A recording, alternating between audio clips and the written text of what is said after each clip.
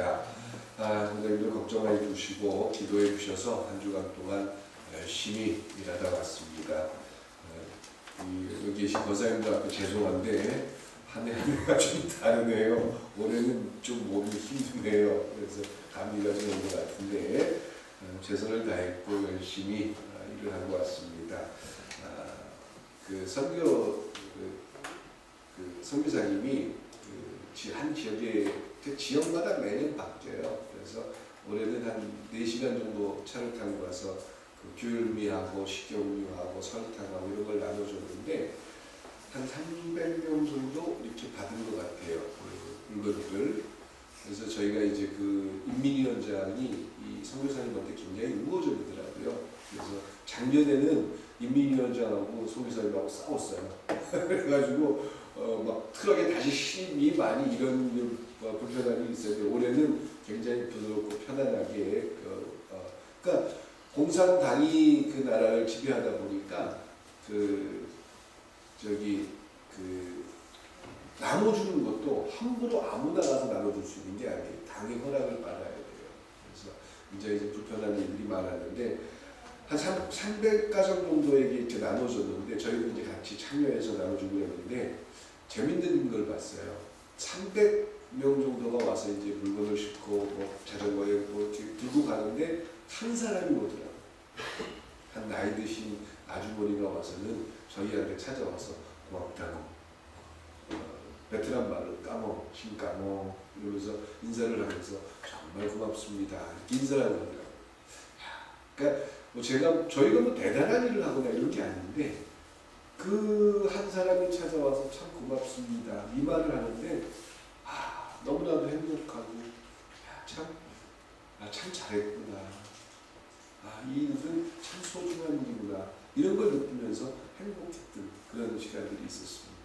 감사할 수 있다는 것, 누군가에게 고마움을 마음에 표현할 수 있다는 것, 이건 인류가 가진 큰 축복 중에 하나인 줄 믿습니다. 부모님이 살아계셔서 참 고맙죠. 또 사랑하는 가족이 함께 있을 수 있어서 참 행복하지요. 물론 성격이나 여러 가지 문제들 때문에 부딪힐 수도 있어요. 그러나 같이 있어줄 수 있다는 건 참 즐겁고 감사한 겁니다.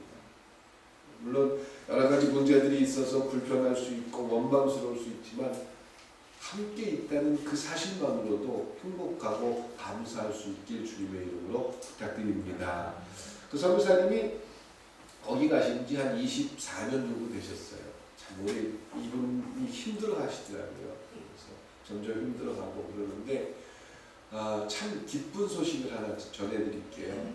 그동안은 베트남이라는 나라가 당이 지금도 존재해요. 그래서 각 사람들 다 사찰을 하고 또 함부로 막 다른 데로 이렇게 옮겨다니는 게 쉽지 않아요. 근데 베트남이 개발되고 또 이렇게 자유화 물결이 많이 들어오다 보니까 종교가 그동안 공산당에서는 허가를 안 해줬습니다. 자생적으로 있는 천주교와 몇몇 교회만 인정을 해줬지 자체적으로 소수민족이나 이런 데서 세워지는 교회는 정부가 인정을 안 해줬어요. 그런데 2018년도에 베트남 정부에서 정식으로 종교의 자유를 허가해 주기로 했다고 합니다. 참 감사한 일이에요. 왜 이게 감사한 일이냐면 이 선교사님이 그동안 지어준 교회가 한 수십여 개, 40, 50개 돼요. 근데 이 선교사님이 가장 걱정하는 게 그렇게 이제 자체적으로 성도들이 모여가지고 헌금도 내고 그걸 부족하니까 서울에 있는 한국에 있는 교회들과 연결을 해서 교회를 지어줬어요. 교회를 지어주면서 이 교회는 한국에 속해 있는 소속교회다 이게 아니라 베트남 감리교단을 만들어서 세워준 거예요. 근데 그 교단이 정식으로 2018년도에 정부에서 허가를 받아요. 근데 이 선교사님이 가장 기뻐하는 게 뭐냐면 그러면 그 재산을 그 교회 땅과 교회 건물 이렇게 만든 교회라고 해서 대단히 큰 게 아니에요. 아주 거룩한데 그걸 만약에 그 사역자, 목회자가 죽으면 자식들이 그 재산을 처분했을 때 문제가 된다는 거예요. 누구도 말 못한다는 거죠. 근데 2018년도에 감리 교단이 만들어지면 이 선교사님이 자기가 그건 무슨 일 있어도 할 거라고 그 사역자들을 다 찾아가서 종교 재단을 만들고 함부로 그 돈을 사용하지 못하도록 다 재단에다가 등록을 시켜버릴 거예요. 그래서 참 그 꿈이라는 것 자체가 너무 멋있다. 저희가 후원하고 또 그러다 보면 이제 앞으로 이제 그 정부에서 허가를 받아가지고 감리교 대학이 세워질 거예요. 그래서 한국에 있는 교회들이 지금 협조를 하려고 준비하고 기도하고 있는데 이제 정식으로 허가를 받으니까 재산에 있는 하나님 거라는 그 분명한 재산을 그 하나님 이름으로 그 영원히 베트남 감리교회에 소속시킬 수 있다는 것들에 대해서 이 선교사님이 너무 행복해하더라고요. 저도 참 감사하고 그 베트남을 후원하는 우리 교회도 참 기쁜 소식인 줄 믿습니다.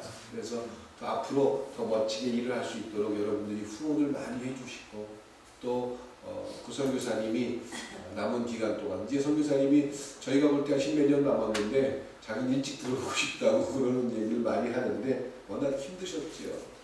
참 힘드신데 아휴 차도 좀 사드리고 싶고 그런데 아직도 다른 선교사들은 이제 온 지 1년, 2년 된 선교사들은 그 지원하는 교회에서 아주 좋은 차를 사줘요. 근데 이 선교사님은 사모님 그때 봤죠? 무쏘 20년 된 무쏘 타고 다니다가 이게 낡아가지고 버렸어요. 그래서 지금은 차가 없이 오토바이 타고 다니세요. 오토바이 타고 한 3시간, 4시간 심지어는 뭐 하노이까지 올라갈 때는 한 5일 정도 오토바이 타고 다니시고 그러는데 마음이 너무 아프더라고요. 그 선교사님한테 차 하나 사줬으면 참 좋겠는데 그래서 지금 같이 후원하는 목사님들이 기도하고 있습니다. 어떻게든 차 하나 사드렸으면 좋겠다. 이제 1, 2년 된 선교사들은 차 가지고 좋은 집에 사는데 이 선교사님 못 그래요. 그래서 성도님들 선교사님을 위해서 더 많이 기도해 주시기 바랍니다. 그래서 그런 모든 비용들은 그냥 쏟아붓는 거예요. 하나님만 아시면 되는 거예요. 우리 꾸미는 교회가 참 고맙고 감사하고 우리 장로님부터 제가 참 존경하고 성도님들을 참 믿고 감사하는 것은 그렇게 우리 교회가 후원을 하고 선교를 하면서 전혀 그런 부분에 대해서 뭐 자료를 보내라 뭘 해라 이러지 않는다는 게 너무 감사해요. 그냥 믿어줄 수 있다는 거예요. 그리고 이건 하나님 앞에 드린 거기 때문에 하나님께서 사용한다는 그런 믿음이 있다는 건 참 행복하고 감사한 겁니다. 그래서 저희 교회를 같이 가는 목사님들이 참 부러워해요. 저희 장로님이나 우리 성도님들을 부러워해요. 참 멋진 교회다. 이런 얘기를 참 많이 하는데 앞으로도 우리 교회가 좀 여력이 있고 힘이 된다면 우리 선교사님한테 좋은 선물을 좀 많이 줄 수 있는 그런 모습이 되기를 간절히 소망합니다. 영국에 나온 세계적인 물리학자가 있어요. 데이비드 브루스터라는 사람인데 아주 오래전의 사람이에요. 이 사람은 어릴 때부터 꿈이 신학자가 되거나 목사가 되는 게 꿈이었어요.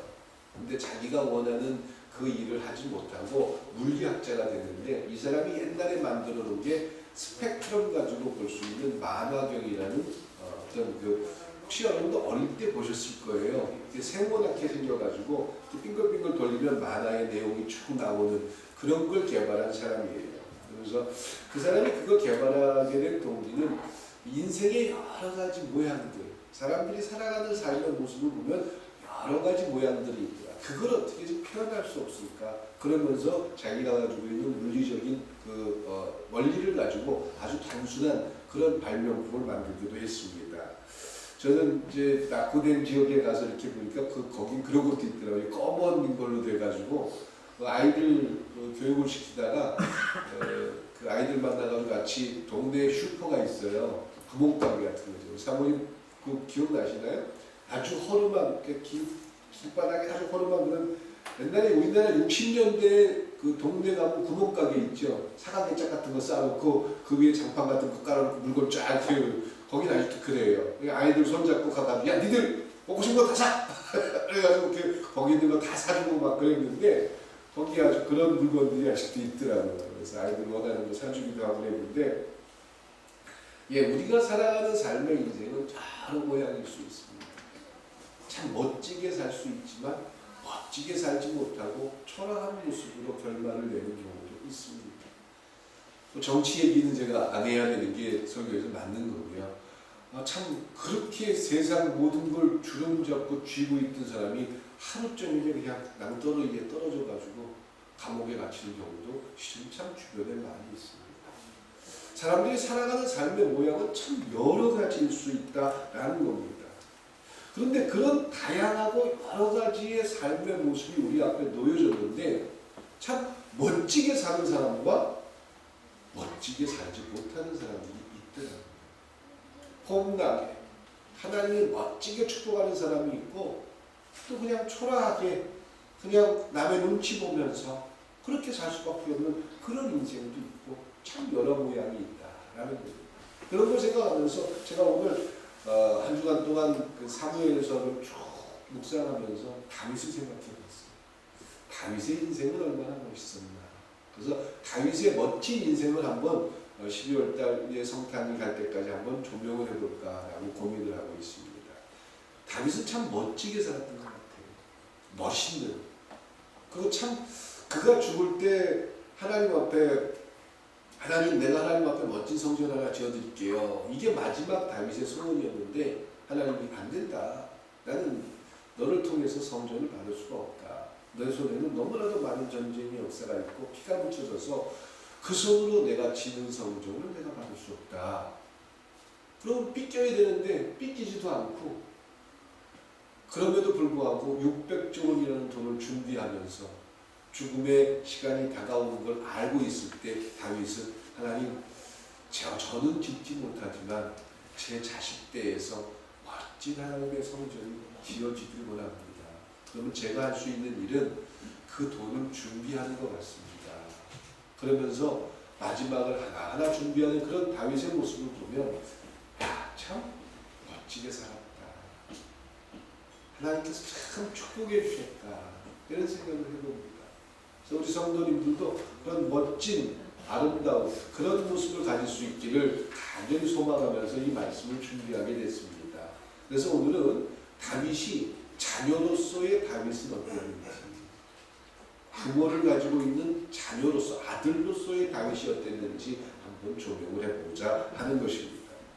다윗의 인생을 쭉 보면요 참 작은 일들에 대해서도 소홀하지 않았다는 겁니다. 섬세했다는 거예요. 그리고 모든 것들에 대해서 참 따뜻한 마음을 가지고 있었던 사람이 아닌가 이런 생각을 해봅니다. 물론 그의 인생에서 여인을 탐하다가 유혹을 이기지 못하고 불륜을 저지르는 그런 일도 하긴 했지만 전체적인 그의 삶을 쭉 보면 참 멋지게 살았다. 이건 돈이 많고 왕이었기 때문이 아닙니다. 참 그 스스로가 하나님 앞에 참 멋있었다라는 느낌을 가질 수 있다면 얼마나 행복했을까. 어저께 성경 공부를 하면서 어떤 분하고 이야기를 질문을 받고 얘기를 하는 과정 속에서 성공하는 여러 가지 일들에 대해서 얘기를 하다가 제가 그분하고 대화를 하면서 그런 거 없어도 하나님 앞에 인정받으면 되는 거 아닙니까? 이런 식으로 얘기를 했었는데 그러니까 정말 하나님 앞에 내가 행복하고 즐거울 수 있는 그런 삶을 살다면 얼마나 즐거울까 이런 생각을 한번 해봤습니다. 아까 시작하면서 우리 온밤다이라는 찬양을 불렀습니다. 감사할 수 있다는 건 축복이다라고 말씀을 했습니다. 하나님이 인류를 만들어 놓고 인류가 이 땅 가운데 살아가면서 감사를 고백하는 것은 하나님을 알고 있는 놀라운 그런 마음을 가진 자들의 축복인 줄 믿습니다. 고마운 걸 고맙다라고 얘기할 줄 모르고 내게 주어진 놀라운 것들에 대해서 행복감을 모른다면 아무리 그의 삶에 좋은 것들이 주어진다고 해도 감사를 모르는 거예요. 우리 조건사님이나 용건사님은 참 불행한 시대에서 사셨지요. 저는 그렇게 생각하는데 저희 아버님 세대이신데 이분들이 젊을 때 그 부모님들이 다 살아계실 때 가부장적인 그런 사회에서 살으셨을 겁니다. 그래서 결혼을 하거나 그러면은 이제 그 며느리가 다 한 집에서 살면서 그때 직장 다니면서 우리 권사님 아버님하고 같이 사셨었나요? 아니지? 참 신식 그 당시에 가정이셨네. 조건사님 부모님과 같이 사셨나요? 그러면은 결혼해서 사실 때 조건사님 월급 받아오면 누구한테 갖다 줍니까? 그냥 조건사님 알아서 쓰셨나요? 아니, 직접 하셨어요? 아, 일찍 돌아가셨어요? 그럼 중학교. 그러셨구나. 네.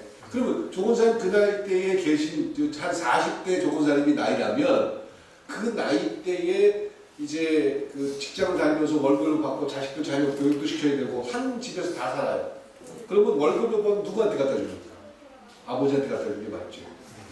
그래서 아버지하고 어머니, 제일 어른이 그 집안에서 들어오는 모든 월급들의 전부를 다 수합을 합니다.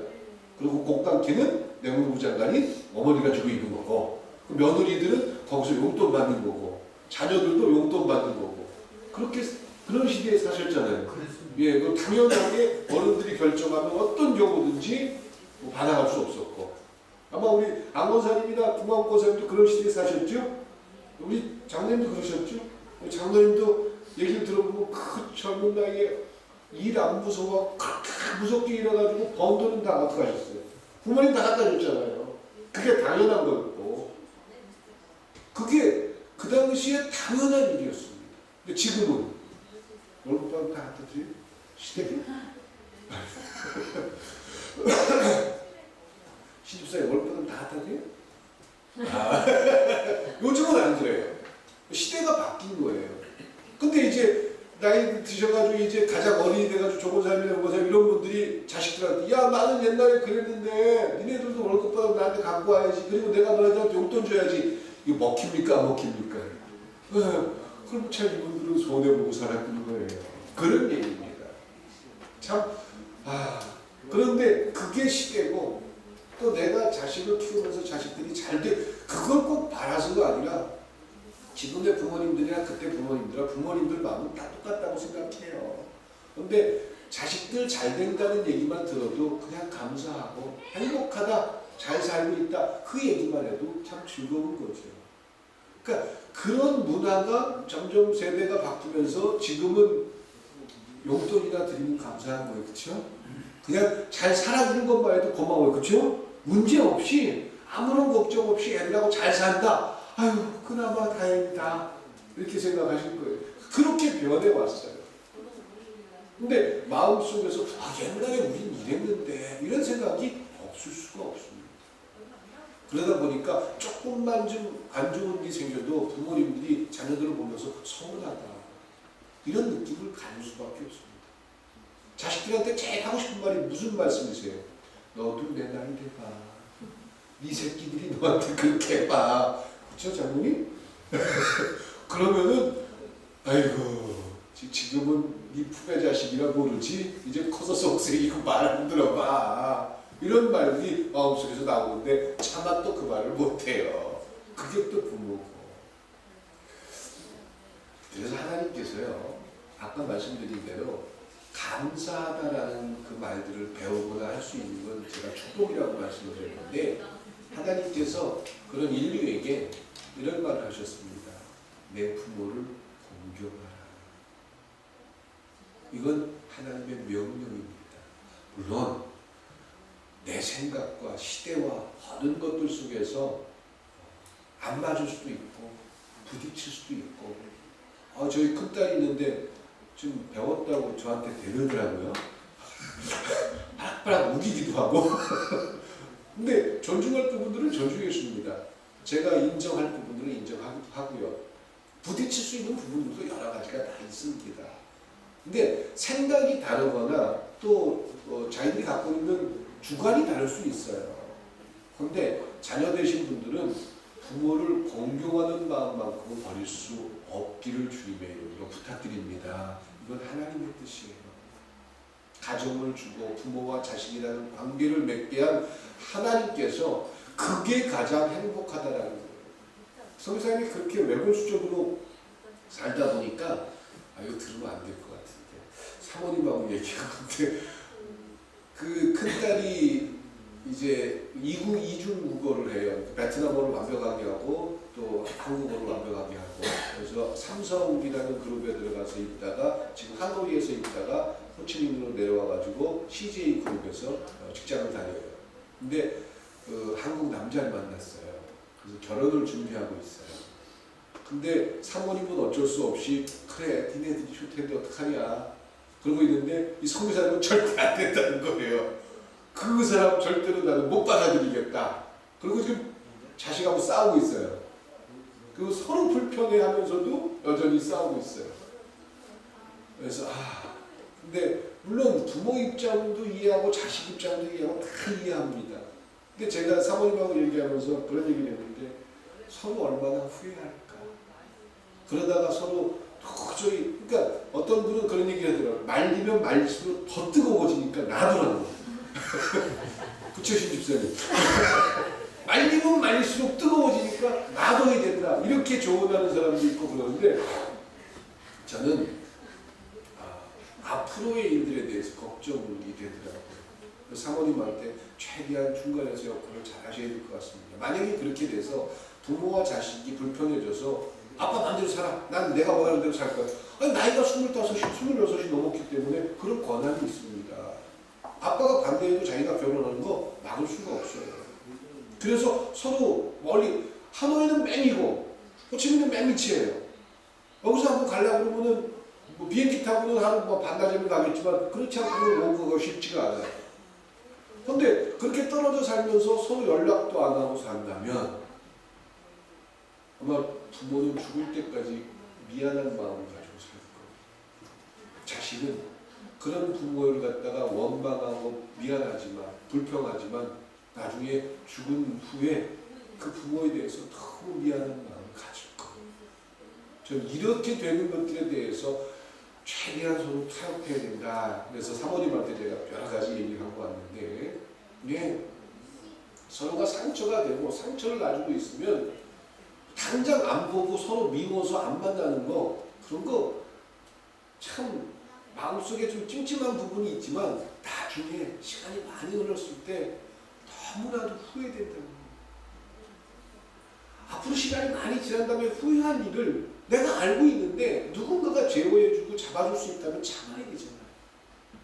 분명히 서로 고집이 너무 세가지고 서로 자기가 생각하는 게 너무 달라가지고 헤어질 수 있어요. 서로 나눠질 수 있어요.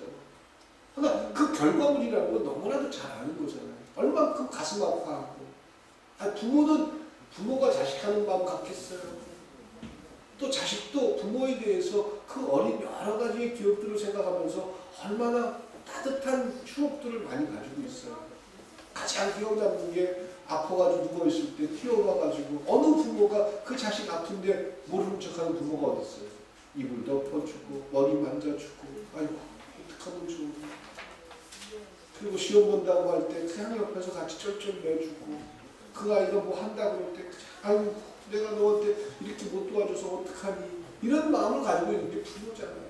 또 그런 추억도 다 가지고 있는 게 자녀들이고 그래서 하나님께서 자녀들에게 이야기하기를 내 부모를 참 공경했으면 좋겠다.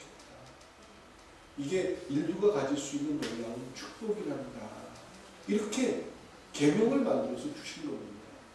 이건 단순히 나이 드신 노인들을 위한 법이 아니에요. 하나님이 우리 스스로에게 가장 행복할 수 있는 여러 가지들을 준 놀라운 축복이라고 생각할 수 있기를 소망합니다. 부모에게 순종할 수 있는 자녀가 될 수 있기를 다시 한번 소망드리고 축복해 드립니다. 다윗이 그랬잖아요. 오늘 본문 내용은 성경에 처음 다윗이 등장하는 장면입니다. 어떤 장면이냐면 그 당시에 그 이스라엘의 가장 대단한 사무엘이 그 이새의 집을 찾았어요.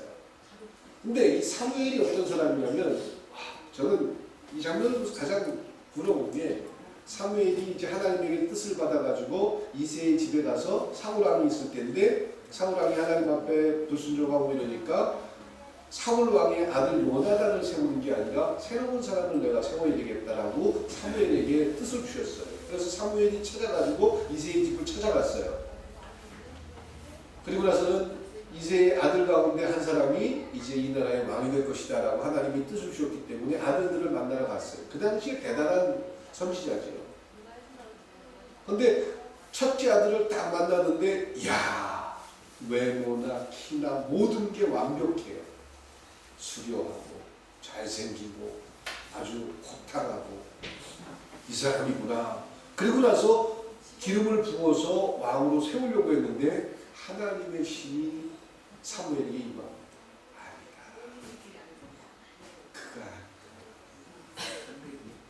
그가 아니다. 저는 그 장면이 너무나도 부럽고 또 제 자신이 목회하면서 그런 사무엘과 같은 영적으로 민감한 모습을 갖기를 위해서 최선을 다해서 기도합니다.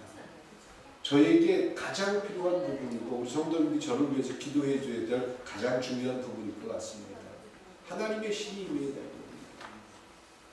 사무엘이 사무엘이 어떤 일을 딱 저지르려고 하는데 하나님의 신이 임해요. 우리가 나쁜 짓을 하려고 하는데 하나님의 마음이 나에게 찾아와요. 쉽게 그러고 있지요. 내가 누군가와 타협을 해서 부정한 일을 하려고 하는데 하나님의 신이 딱 찾아와서 그게 아니다. 그런 적 있어요? 없어요? 있죠. 이제 지하철에서 안 하죠. 그런 신이 끊임없이 우리의 마음속에 무언가 하나님의 것들에 대해서 잘못 저지르려고 하는데 하나님의 신이 임할 때가 있잖아요. 이런 부분들이 우리의 삶에서 날마다 만날 수 있다면 참 행복한 겁니다. 귀찮고 따분하고 나를 괴롭히는 게 아니라 잘못된 결정을 하고 잘못된 행동을 함으로 나타나는 모든 일들은 내가 책임을 져야 되는데 그 책임을 외면할 수 있잖아요. 누군가와 원망하고 싸울 수 있는데 하나님의 신이 임해서 오히려 설득하고 이해할 수 있는 부분이 된다면 내가 행복한 것은 하나님의 신이 임한다는 건 이렇게 좋은 겁니다. 많은 성도들이 하나님의 신이 임하면 나를 피곤하게 만들고 마치 하나님이 거지인 줄 알고 착각을 해가지고 내 돈을 혹시 달라고 하는 것 같은 그런 오해를 하기도 하고 절대 하나님의 신이 그런 게 아닙니다. 사무엘에게 하나님의 신이 임해서 그 아들에게 큰아들에게 기름 붓지 말라. 사무엘은 아주 순종합니다. 이세에게 이 아들 말고 또 누가 있느냐. 둘째 아들이 옵니다. 그도 아니에요. 셋째가 옵니다. 넷째가 옵니다. 다섯째가 옵니다. 여섯째가 옵니다. 일곱째가 왔습니다. 그런데도 아니에요. 아들이 없습니다. 무슨 소리야? 하나 있습니다. 어디 갔느냐? 얘 지금 양을 치고 있습니다. 망대인데 개를 하는데요. 아직 어리고 아무것도 모르는 그런 사람이라서 그건 아닌 것 같은데요. 이건 사람의 생각이에요. 그런데 사무엘은 그를 부르라고 하십니다. 그때 다윗이 뭘 하고 있었습니까? 양을 치고 있었습니다. 미리 사무엘이 가기 전에 그 마을과 이새에게 통보가 됐습니다. 그 마을에 이제 사무엘 선지자가 올 것이고 특별히 이새의 집을 방문해서 하나님 앞에 제사를 드릴 것이다 라고 미리 통보가 다 갔어요. 그래서 이새는 사무엘 선지자가 우리 집에 방문해서 우리 집에서 제사를 지내고 하나님 말씀을 전해 주실 것이다. 이거를 이새는 알고 있었어요. 그래서 모든 자식들을 다 데려다 놔라. 그 얘기까지 알고 있었기 때문에 큰아들부터 일곱째까지 다 데려다 놓은 거예요.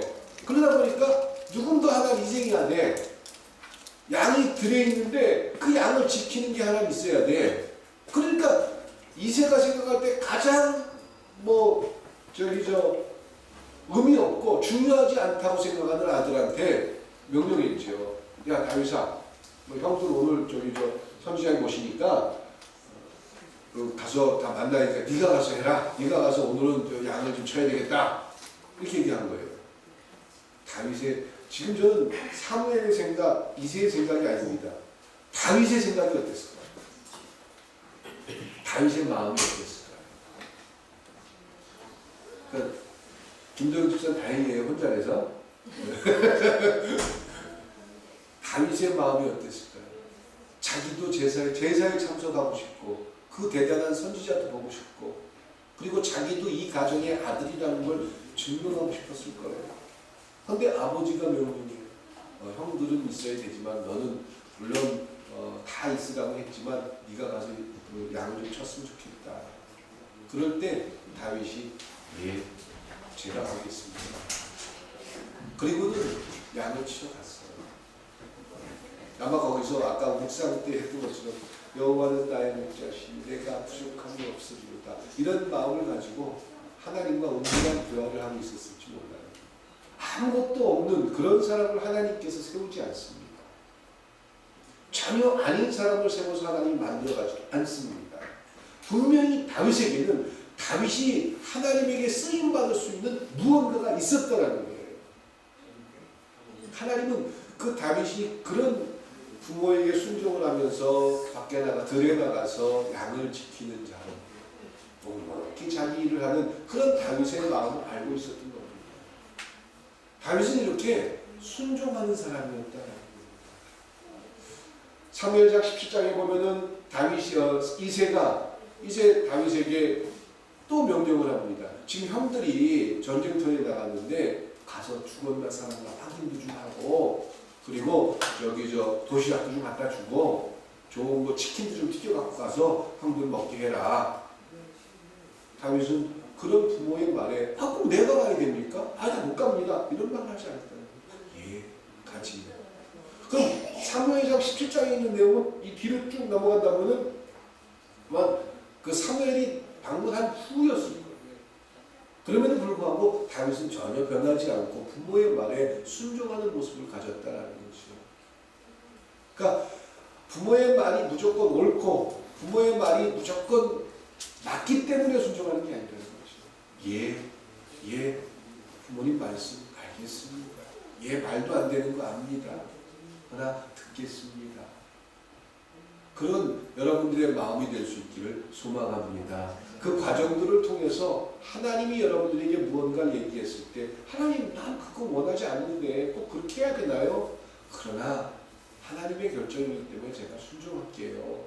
이런 과정이 반복될 수도 있다는 거지요. 그래서 하나님께서는 순종하는 자녀를 참으로 기억하시고 기뻐하신다라는 겁니다. 다윗에게 보여주는 가장 멋진 모습이 바로 부모를 공경하고 순종하는 그런 모습이었다라는 것입니다. 두 번째로 다윗에게 보여지는 참 멋진 모습은 자기 일에 충실한 사람이었다. 그러니까 양을 치면서 땡땡이를 치거나 부모가 말했을 때 네 하겠습니다라고 딴짓을 하거나 그랬다면 하나님이 다윗을 기억하거나 하나님이 다윗을 기름 붓지 않았을 거예요. 무언가 일을 맡겼는데 전혀 성실하거나 충실하지 못했다면, 조금만 일을 맡겼더니 나 그런 치시한 일은 못해요. 나는 큰 일하는 사람이야. 이랬다면 하나님이 다윗을 기름 붓지 않았을 것입니다. 다윗은 사무엘이 방문한다는 그런 얘기를 듣고도 전혀, 물론 그 마음속에서는 끊임없이 그 자리에 오고 싶었지만 자기가 맡겨진 일에 최선을 다하고 성실할 수 있었다라는 겁니다. 하나님이 멋지게 생각하는 사람들, 하나님이 멋지게 사용하는 사람들, 그런 사람들은 크거나 적거나 하나님께서 맡겨주신 그 일들에 대해서 최선을 다하는 모습으로 사는 자들의 모습이 하나님께서 기뻐하고 하나님께서 축복하는 한 모습이 될 줄 믿습니다. 요셉이 보디발 장군의 세컨드가 됐을 때, 그러니까 그 2인자가 됐을 때 그가 자기 삶에 대해서 만족하고 자기 스스로를 지키지 못했다면 애굽의 총리는 될 수 없었을 거예요. 조그만 데서 그냥 그 보디발 장군의 집 정도는 어느 정도 국무총리 집이에요. 그런 국무총리 집에서 2인자로 있었다면 그는 죽을 때까지 노예로 살았을 거예요. 2인자지만 노예였을 거예요. 부귀영화를 누리는 노예였을 거예요. 그러나 그 자리에서 자기 일을 충실하게 하면서 하나님의 뜻을 기다리고 있을 때 그는 그 보디발보다 더 높은 자리에 올라서 왕의 반지를 끼는 그런 사람이 될 수 있었던 겁니다. 자유인으로서. 암만 노예로서 부귀영화 누린 거예요. 자유인이 더 나은 거죠. 여러분들의 삶에서 여러분들에게 맡겨진 일들 12월이 됐습니다. 한 해를 되돌아보면서 참 아쉽고 그런 일들이 많으실 거예요. 이제 새롭게 2017년도가 시작될 때 여러분들이 할 수 있는 여러분들의 상황에서 최선을 다할 수 있는 여러분들의 모습이 될 수 있기를 소망합니다. 불평할 수 있는 여건이 참 많았을 거예요. 네, 불평은 하나님 앞에 할 수 있기를 바랍니다. 하나님이 아시면 되잖아요. 우리 억울하고 힘들고 눈물 나는 일 여러분들 많았잖아요. 한 해 동안 얼마나 힘드셨어요. 참 지칠 때도 있었고 정말 내 마음과 같지 않을 때도 있었고 참 힘드셨을 거예요. 그거 다 끄집어서 얘기하면 지금 남편하고 살 수 있어요? 지금 내 가족들하고 즐거울 수 있어요? 그거 가슴에 담으세요. 병된다고요? 아니요. 병 안 돼요. 하나님이 알고 있으면 병 안 돼요. 하나님 앞에 털어왔어요. 그리고 하나님 앞에 맡기세요. 그리고 내가 할 수 있는 그 불평하고 원망하고 미워하는 게 낫습니까? 아니면 내가 무언가 찾아서 열심히 내 삶을 사는 게 더 낫습니까? 후자가 낫잖아요. 불평하고 원망하고 미워하는 사람들 얼굴에서 자꾸 굳어져요. 1월 달에 찍은 사진과 12월 달에 찍은 사진을 한번 비교해 보세요. 내가 1년을 어떻게 살았는지 여러분들 스스로가 압니다. 아, 참 올해는 행복했구나. 뭐 주름살이 생기고 얼굴이 좀 햇볕을 타고 이런 것과 상관없이 내 인상을 보면 압니다. 호미누비가 시작된 지 9년 됐어요. 9년 전 사진과 올해 사진을 찍어가지고 비교해 보세요. 여러분들이 돈을 얼마큼 많이 벌고 얼마큼 저축을 하고 얼마큼 이게 문제가 아니라 여러분들의 얼굴 속에서 나타나요. 사실 저는 매주 여러분들 얼굴을 뵙습니다. 여러분들 얼굴 속에서 끊임없이 그게 보여집니다.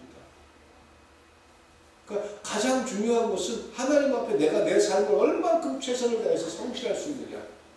이건 참 행복할 수 있는 요소 중에 하나라는 거예요. 그런 면에서 다윗은 참 행복했던 사람인 것 같아요. 그가 기름 부음 받자마자 바로 그 다음날 불려가서 왕 됐습니까? 수십 년 걸려서 수십 년. 자, 골리앗을 쓰러뜨려가지고 모든 사람들에게 총애를 받습니다. 근데 해필 동요가 나왔는데 사울은 천천히요 다윗은 만만이다 이런 동요가 나와서 또 애들이 부르고 다니니까 사울이 기분 좋겠어요? 사울 왕은 자기 아들 요나단을 왕으로 그 다음 왕으로 세우고 싶었는데 이거 사무엘을 통해서 얘기 들으니까 다윗이 왕이 된대요. 그러면 제거 대상이에요. 그래서 사울 왕이 다윗을 몇 번을 죽이려고 했어요. 창을 던지기도 하고 군사를 풀어가지고 죽이려고 하고 그런 쫓아가지고 수많은 사람들이 그런 시간이 굉장히 많았어요. 그럴 때 다윗이 자기의 삶에서 충실하거나 성실하고 하나님 앞에 최선을 다하지 않았다면 그는 기름 부음을 받았지만 최종적으로 그 위대한 다윗 왕이 될 수가 없었을 거예요. 힘들 때나 좋을 때나 심지어는 그를 쫓아다니면서 무리가 한 400명, 처음에 40명, 400명 이렇게 됐는데 얼마나 먹을 게 없었으면 성전에 가가지고 성전 안에 있는 진설병 떡을 꺼내가지고 먹을 정도로 배고픔을 경험하기도 했다라는 거예요. 자기 목숨을 살기 위해서 다른 나라에 망명을 신청해서 다른 나라 가가지고 그 앞에서 야, 저 사람 나중에 이스라엘의 왕이 될 사람이야. 저 사람 지금 제거해야 돼. 그 얘기를 듣고 다윗 왕이 어떻게 했습니까? 침 흘리면서 자기 미친놈처럼 그 사람들 앞에서 표현했어요. 나 이런 사람이야 라고 보여줬어요. 그러니까 최선을 다했다는 거예요. 자기의 여건과 상황에 맞추어서 자기가 할 수 있는 말들과 행동들에 대해서 최선을 다했다는 거죠. 최선을 다하는 여러분들의 삶이 될 수 있기를 소망합니다. 세 번째로 다윗은 가문을 빛낸 그런 사람이었다는 거예요. 가문을 빛낸 사람이에요. 17장에 보면은 이제 다윗이 골리앗을 쓰러뜨립니다. 그 왕이 물어봅니다. 너 누구냐? 이런 이스라엘에 이런 사람이 있었느냐? 도대체 너 누구냐? 그랬더니 다윗이 대답하기를 나는 주의 종 베들레헴 사람 이새의 아들입니다. 라고 이야기합니다. 베들레헴에서 사는 이새라는 가문의 아들입니다. 저 다윗입니다. 예전에요. 사무엘 선지자를 만났던 사람입니다. 나를 내세운 게 아니라 이새라는 사람의 아들입니다. 라고 가문을 빛냅니다. 예, 공을 아버지에게 돌린다 이런 말이 아니에요. 한 사람이 잘 되면 그 가문이 빛나게 되고 그 주변이 빛나게 되고 그 모든 사람들이 행복한 모습이 될 줄 믿습니다. 우리 교회에 우리 장원철 목사님이 큰 사업가가 돼서 대단한 사람이 되면 누가 좋아요?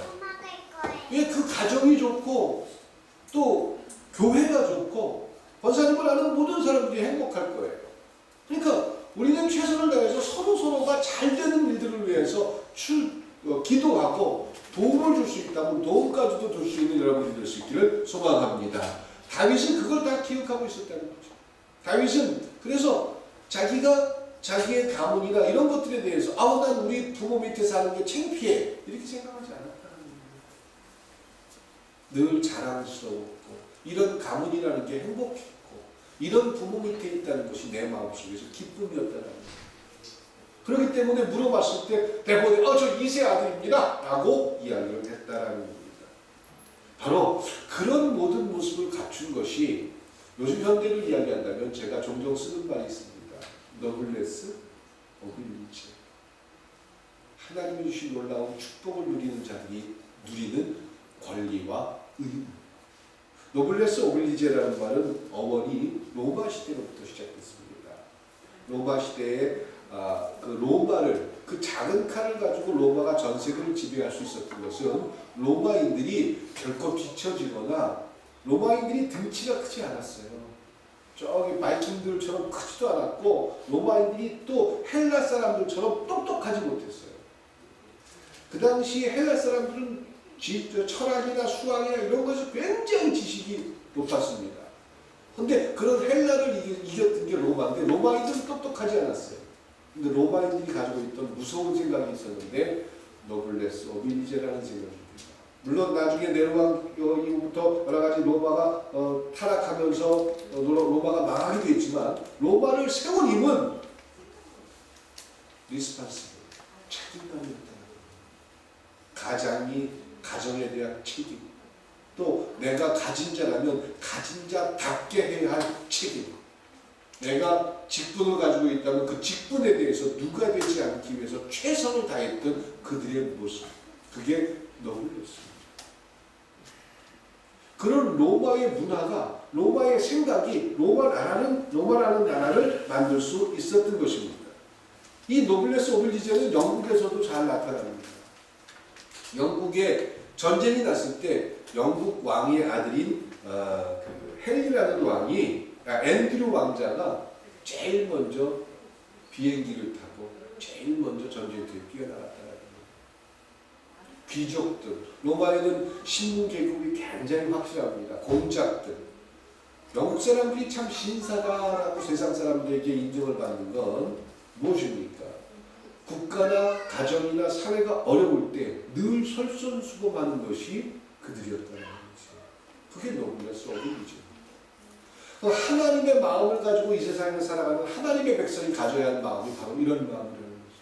내가 나중에 잘 되면 그때가 아니다. 지금 내 마음속에 생겨지는 하나님의 마음이 있다면 최선을 다하는 삶을 사는 게 바로 노블레스 오빌리제의 마음이라는 거죠. 미국이라는 나라도 어떻게 만들어졌습니까? 청교도들이 가서 희생을 했지만 미국이라는 나라도 그 노블레스 오빌리제의 마음, 이 노블레스 오빌리제라는 마음이요, 하나님이 주는 마음이에요. 가진 자들이 최순실처럼 저 혼자 잘 먹고 저 혼자 살고 자기 자식들한테 물려주고 자기 자식을 위해서 수십억짜리 말이나 사고 그러면 되지, 뭐 하려고 가난하고 어려운 사람들에게 나눠줘요.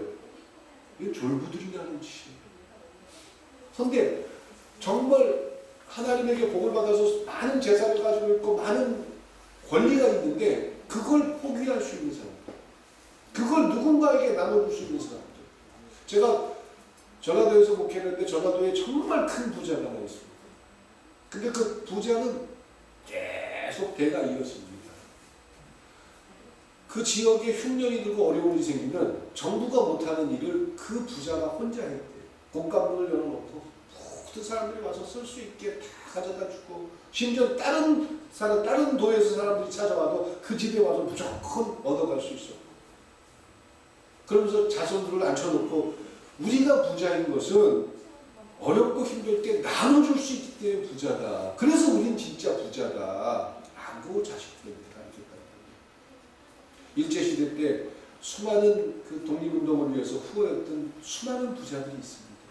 그들의 후손들은 지금 어렵게 살지 모르지만 그 정신만큼은 지금 대한민국을 만들 수 있었던 굉장한 힘이라고 저는 생각합니다.